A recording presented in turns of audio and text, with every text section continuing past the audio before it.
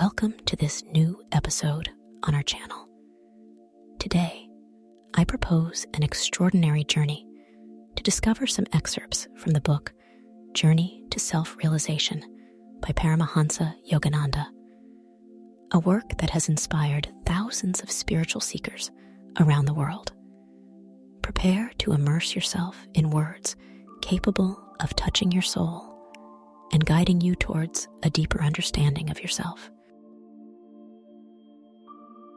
Before we begin, please take a moment to subscribe to the channel and activate the notification bell so you don't miss any of the upcoming content.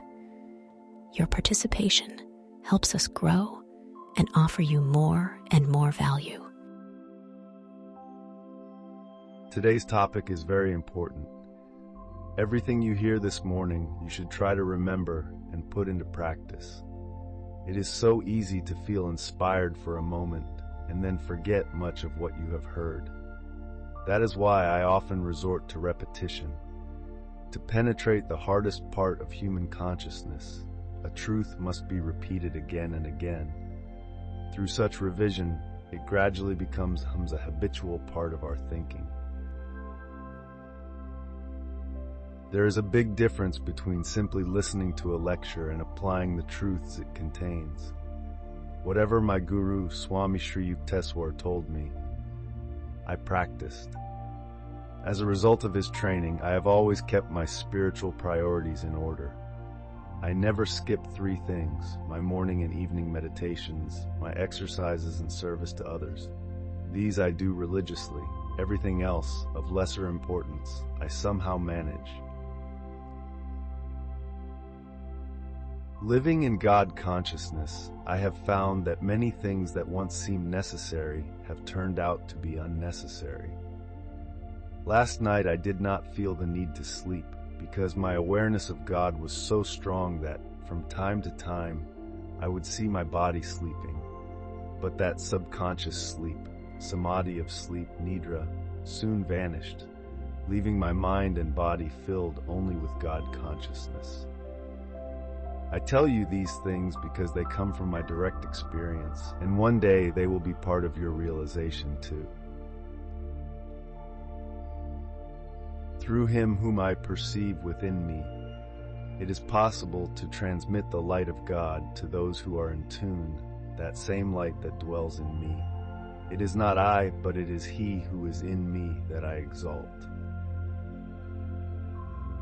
Just as a rich man can bestow his fortune on deserving children, so one who possesses spiritual riches can bequeath these divine riches to disciples who follow his example. This is true of all great masters. It is a matter of remodeling your life. Excerpts from lectures given by Paramahansa Yogananda in 1943. There are many instances of this transmission of spiritual consciousness, such as the mantle of Elijah that fell upon Elisha, or the Holy Spirit that Christ infused into 11 of his 12 closest disciples. Many approach the spiritual path, but only those who remain steadfast to the end will enter the kingdom of heaven. The true devotees, those who see how the murky paths of this world lead to disillusionment, persevere in seeking God without ever doubting. They do not care whether he answers or not. Deep down they pray, Lord, you know that I am coming, so I do not care when you want to answer me. Although I am not worthy of your answer, you cannot reject me when the time comes.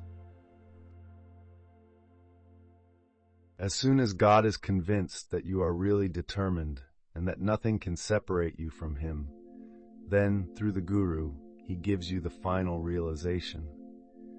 The Guru transmits to you the light of God that flows through him. Perhaps you thought that you would never know such a blessing, that supreme experience, yet I have received it from my Guru, who has given it to me by his touch. That which I could not have achieved by myself, even with the power and effort of my meditations. Now make firm spiritual resolutions. I myself have made some, and I pray with all my heart that with the blessings of the Father and Guru Deva, I will be able to realize them. Life is a matrix of consciousness. We are made of the matrix of consciousness. All life has been generated from the one source of the river of consciousness. Your individualized consciousness is therefore the very foundation of your existence. All your thoughts and actions are bubbles and drops of the river of consciousness. The body, which seems solid, is actually a conglomeration of electromagnetic currents. Its electrons and protons are condensations of those positive and negative polarities, creative thoughts projected by God, which I call thoughttrons. All creation comes from these thoughttrons, from the consciousness of God. What is the difference between black and white? They are two contrasting thoughts, each fixed in its own concept and nothing else. For example, black horses and white horses in a dream are nothing but different relative crystallizations of the dreamer's single stream of thoughts. Ultimately, then, all things are made of pure consciousness. Their finite appearance is the result of the relativity of consciousness. Therefore, if you want to change something in yourself, you must change that thought process which causes consciousness to materialize in different forms of matter and action. This is the way, the only way, to reshape your life. The tenacity of habits. I can give a directive to my mind, and it will immediately react or behave accordingly. Most people who propose to stop smoking or not eat so many sweets continue to do so in spite of everything. They do not change because their mind, like a blotting paper, has impregnated the habits of thought. Habit means that the mind believes that it cannot get rid of a certain thought. In fact, habit is tenacious. Every time you perform an action, it leaves an effect or impression on your consciousness. Because of this influence, you will tend to repeat that action. After several repetitions, that predisposition becomes so strong that it becomes a habit. In sum, a single act is enough to form a habit because there is a latent tendency from previous lives. The mind may tell you that you cannot get rid of a certain habit, but habits are nothing but repetitions of your thoughts, and you have the capacity to change the nature of these. The example of clay helps us understand the nature of habits. If you take clay and shape it into a vase, as long as the clay is still soft, it is easy to change the shape, making it over and over again. But when you bake it in the oven, that shape becomes stable. The same is true of your consciousness. Your thoughts shape your actions and beliefs, and the repetition of those actions is the fire that hardens those thoughts into rigid habits. Why are all your faces different? Because your minds are different. Your habitual trains of thought have not only shaped your mind, but your body as well. You have probably noticed that some very thin people can eat 5 meals a day without gaining weight, while others, already overweight, eat very little and yet gain weight. Why? The former, in some past life, established in their consciousness the thought of being thin, and in this life they have carried that same belief. No matter how much they eat, they never gain weight. The same is true for obese people. In previous lives, they left the world with the consciousness of being overweight, and they carried the seed of that thought into the present existence. The entire physiology of the body responds to these karmic seeds. If you want to change your physical constitution, you must say to yourself, "It was I, with my thought, who created me thin or fat or weak. Now I strongly want to become robust," or whatever you desire. If you free yourself from the thought that has made you different from what you want to be, you will see your body change.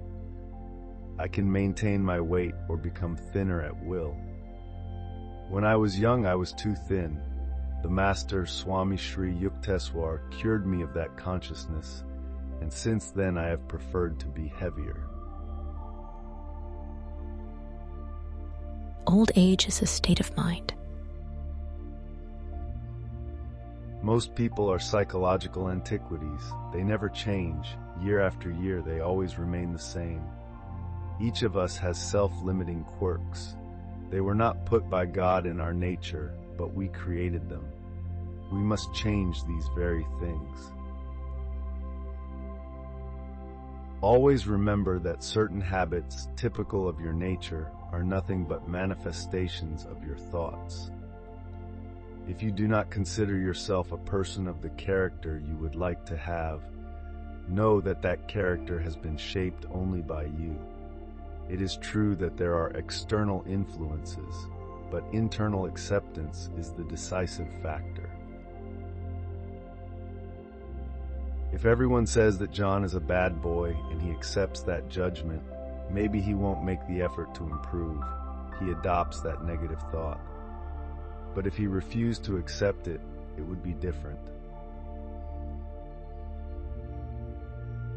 One should never give up hope of improvement. A person is old only when he refuses to make the effort to change. That stagnant state is the only old age I recognize. When someone keeps saying, "I can't change, I'm made this way," I have to say, well, then stay that way, since you have decided not to change. Try to be flexible like children. Some children, however, age prematurely because they lack adequate training and support to motivate them to correct the tendencies inherited from past lives. Their clay has already been baked in the oven, and they grow up with the same inclinations they had as children. On the contrary, there are elderly people with whom I have spoken only once, and who have immediately changed for the better. God does not look at age, because the soul is ageless. He who is always ready to improve and expand himself is like a receptive child, and he who grows in understanding becomes more like a child. Such are the great masters. Being spontaneous like a child does not mean being weak or naive. I fear nothing in the world. No one can intimidate me. I live for God and for truth. I love everyone. If someone misunderstands me, I try to create understanding, but if I cannot change him, I do not let myself be affected by his hostile attitude. If a person who does not want to understand has decided not to appreciate you, why should you change to please him? Stand up for your principles when you are right, and be ready to change immediately when you are wrong. Willpower is the instrument of change. If you shape clay into a pot and bake it, but want to turn it into a tray, you cannot do so directly, but you can crush the pot, mix it with new clay, and shape it into a tray. Likewise, when a negative habit is ingrained in your mind and you want to change it, you must use a strong will to pulverize that habit and absorb it into new and positive actions, still malleable and suitable for reforging into the desired image. A firm will means a strong conviction.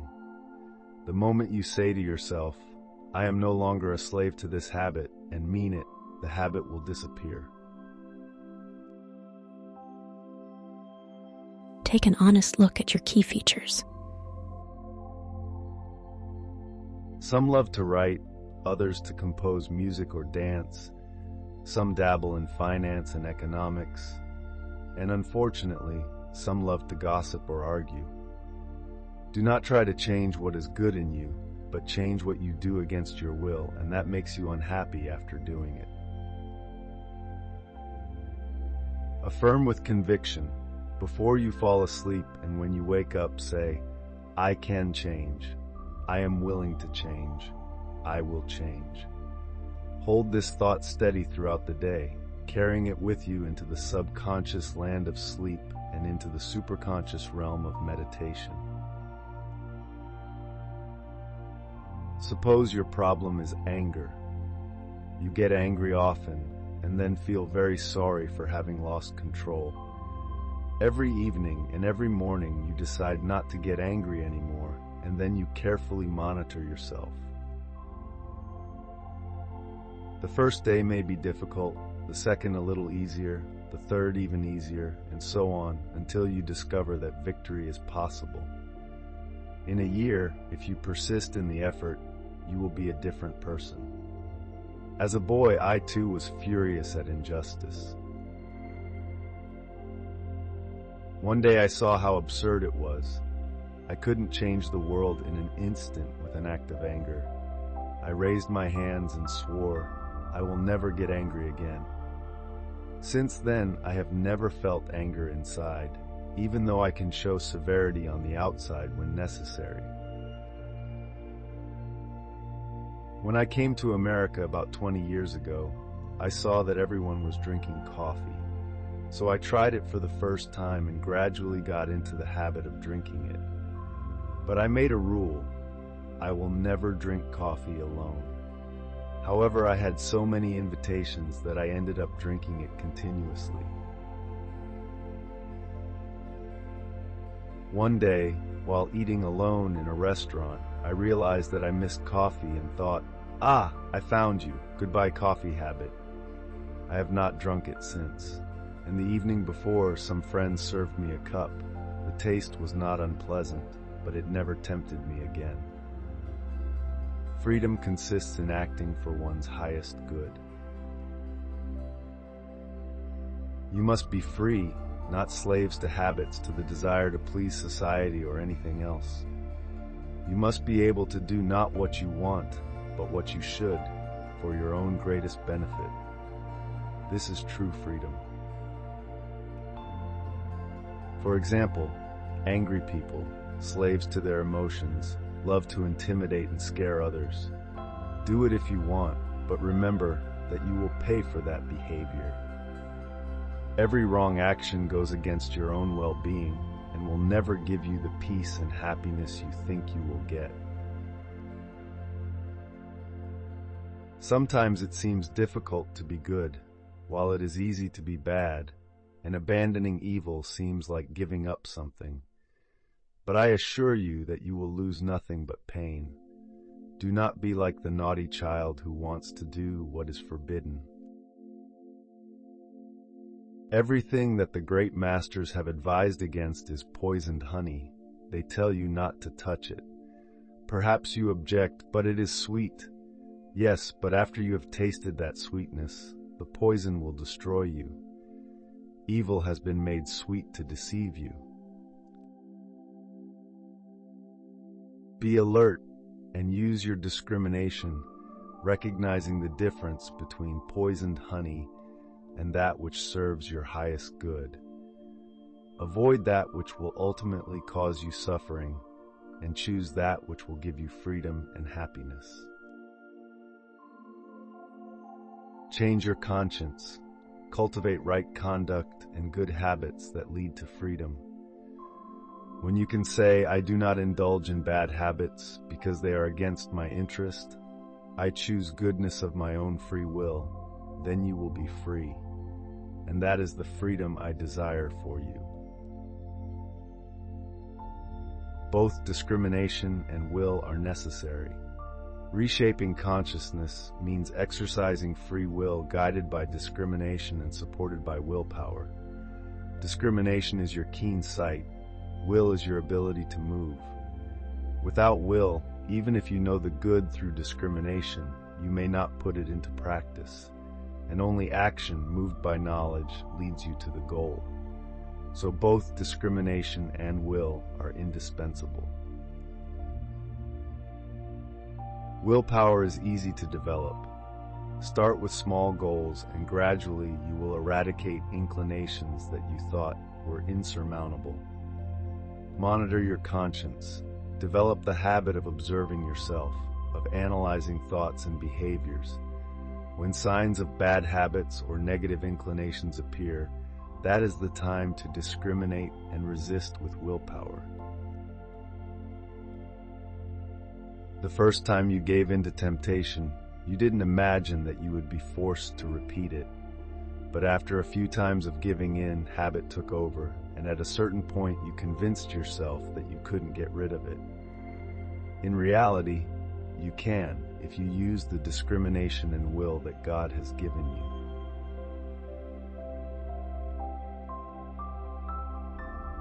Habits are nothing more than thoughts engraved deep in the brain. The needle of the mind passes over those records of habits, always playing the same music. Even the chemistry of the body reacts, as in cases of addiction. With the mind and the will, you can change those circuits. Don't look for a dramatic change right away. Start small, to train your innate power of command. I see that many of you, thanks to these tips, will be able to free yourself from bad habits. Put away unwanted thoughts. Start with the decision to face and defeat your vices. Take the bull by the horns and tame that satanic power that keeps God away from your life. Good habits can be compared to positive people. When they peek through the window of your mind, they see that they cannot enter because all the chairs of your conscience are already occupied by bad habits. Evict those unwelcome occupants and make room for the noble ones. You don't need anyone else's help to change yourself. Simply change your consciousness. Very simply, you have to chase away the thoughts you want to eliminate and replace them with constructive ones. This is the key to heaven, and it is in your hands. Those who behave the same way day after day are those who refuse to change their thoughts. That is all. There is a saying, a woman convinced against her will remains of the same opinion. But it is also true for a man. Everyone must learn to eliminate wrong thoughts with the sharp scalpel of wisdom. Thought is a projection of God's omnipotent light and will. If you firmly decide to change, you can use this power to transform yourself. We are what we think we are. The habitual inclination of our thoughts determines our talents, abilities, and personalities. Some people think they are writers, artists, industrious, or lazy, and so on. Well, if you wish to be different from what you think you are now, you can argue that others were born with the particular talent that you wish you had.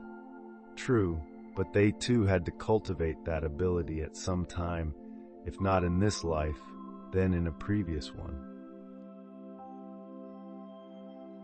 So whatever you want to be, begin to develop the germ of it now. You can instill in your consciousness any tendency, so long as you instill a strong thought in your mind, so that your whole being and actions conform to it.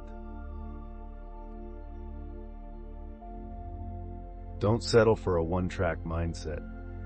You should be able to succeed in any profession or do anything you set your mind to.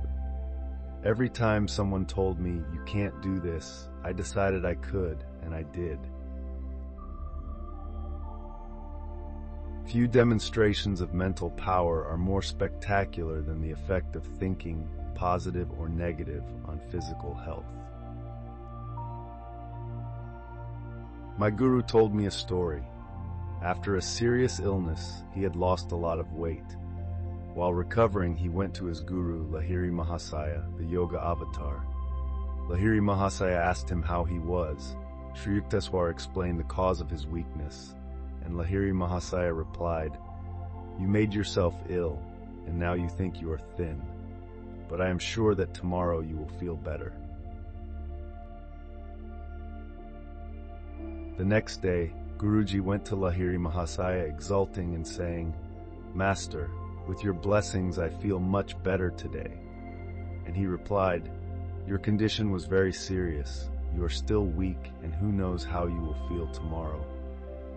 The next day, Sri Yukteswar was again in pieces. He complained to the master, "I am sick again. I could hardly reach you." And Lahiri Mahasaya, "So once again you have reduced yourself to this state." After a few days of alternating health and illness, always according to Yukteswar's expectations influenced by Lahiri Mahasaya's suggestions, Yukteswar finally understood the teaching that his guru intended to impart to him. Lahiri Mahasaya said, "What does this mean? One day you say to me, 'I am well,' the next day, 'I am ill.' It was not I who healed you or made you ill. It was your own thoughts that made you now weak, now strong." Then the master asked, "If I think I am well and have regained my former weight, will that be so?" And Lahiri Mahasaya replied, "It is so." The Guru said that at that very moment he felt his strength and weight returning. When he reached his mother's house that evening, she was frightened and thought he was swelling from dropsy. Many friends, amazed at his sudden recovery, became disciples of Lahiri Mahasaya.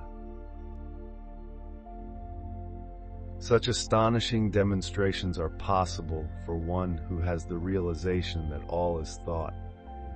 If you have not yet reached that awareness, you must continue to apply will and positive affirmation until thought becomes your ally.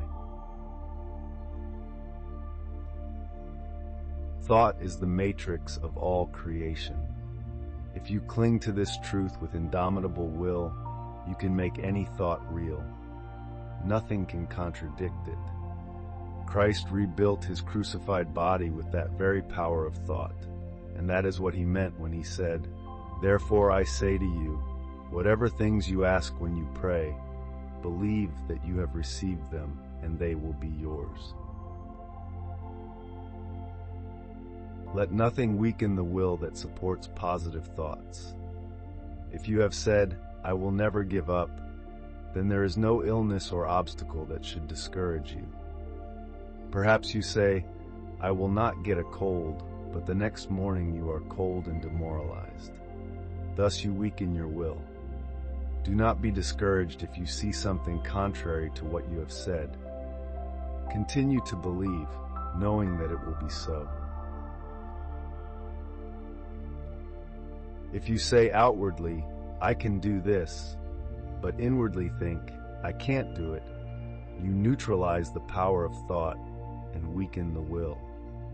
If your will has weakened through fighting illness or other adversities, then you may need the help of someone else who can strengthen you with prayers and positive affirmations. But you too will have to do your part by changing your consciousness. This is my advice.